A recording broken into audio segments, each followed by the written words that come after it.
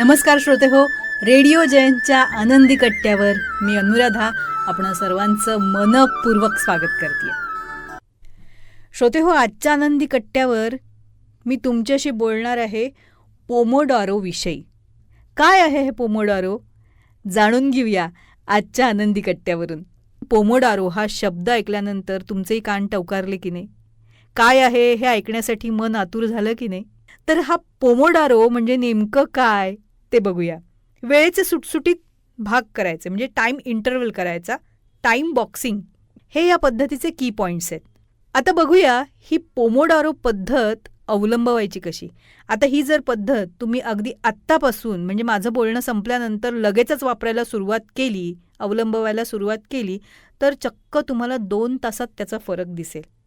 ही पद्धत शोधली Francisco Cirillo यांनी 1980च्या शेवटी. कोणतंही काम करताना आपण पोमोडोरो वापरू शकतो.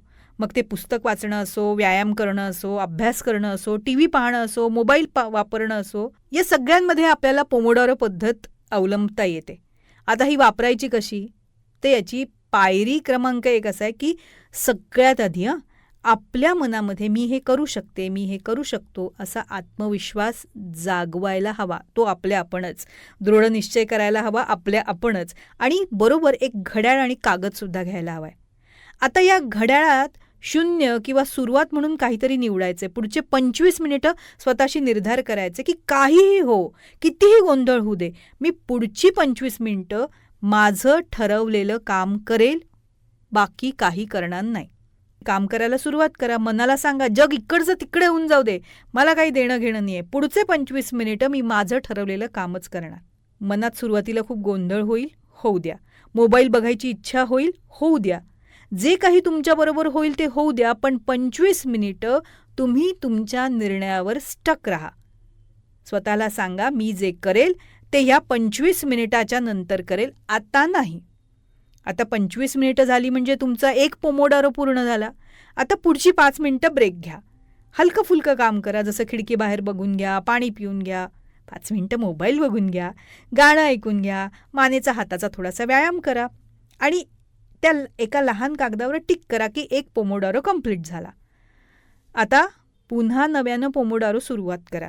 परत मनाला समजवा की आता परत 25 मिनिटं मी काही करणार नाही, माझं ठरवलेलं काम करणार. असे 4 पोमोडोरो जर तुम्ही केले तर 15 मिनिटं किंवा अर्धा तासाचा स्वतःला ब्रेक द्या. मग या ब्रेकमध्ये तुम्ही पोमोडोरोत जे काम करता आहात त्यापासून सुट्टी घ्या किंवा थोडंसं रिलॅक्स व्हा. या पद्धतीला पोमोडोरो का म्हणतात माहिती आहे? फार प्रभावी पद्धत आहे. तुम्ही वापरून बघा तुमचा आजचा दिवस अत्यंत नियोजनबद्ध जाईल. तुमची सगळी कामं वेळेच्या वेळी पूर्ण होतील. तर या पद्धतीला पोमोडोरो का म्हणतात हे सांगत होते मी. फ्रान्सिस्को सिरिलो हे इटालियन होते. त्यांनी सर्वप्रथम घड्याळ हे 25-25 मिनिटं मोजण्यासाठी ही पद्धत वापरली आणि टोमॅटोच्या आकाराची त्यांनी त्यासाठी स्केल वापरली होती आणि लाल भडक टोमॅटोला इटालियन भाषेमध्ये पोमोडोरो म्हणतात.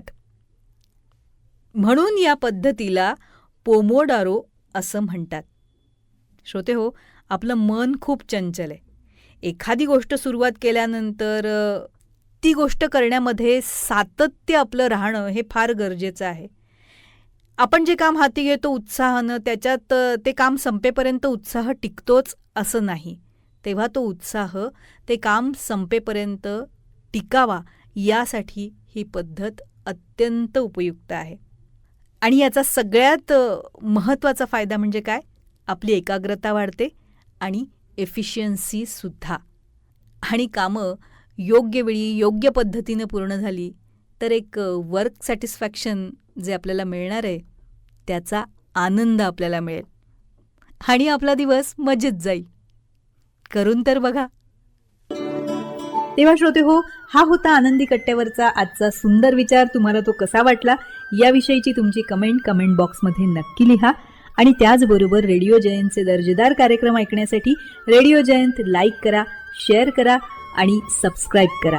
रेडिओ जयंतचं सबस्क्रिप्शन फ्री आहे आणि त्याचबरोबर नोटिफिकेशनसाठी बेल आयकॉनवर क्लिक करायला सुद्धा विसरू नका.